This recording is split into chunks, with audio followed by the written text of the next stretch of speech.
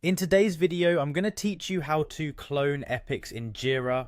It's a simple process, but understanding each step clearly will make it a breeze, especially for those who are new to the platform or looking to streamline their project management tasks. To begin, open your Jira homepage. You can do this by entering your Jira URL into your web browser and logging in with your credentials. Once you're on the homepage, take a moment to familiarize yourself with the layout. On the left side, you'll see a navigation panel. Here you'll need to look for the Projects tab. This is where all your projects are listed, and it's a critical component of Jira's interface since it organizes all your workspaces and tasks. Click on Projects, and you'll see a list of projects you're involved with. Locate and click on the specific project you want to work with.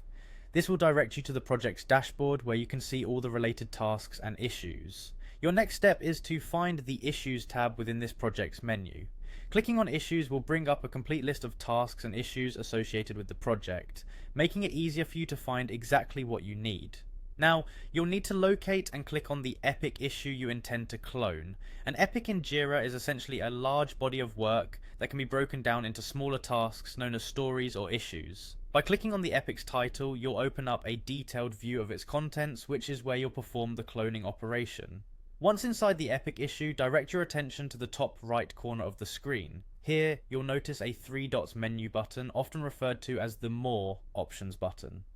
Clicking this menu brings up a drop-down list of actions you can take on this issue. Among the various options in this menu, you'll find the Clone option.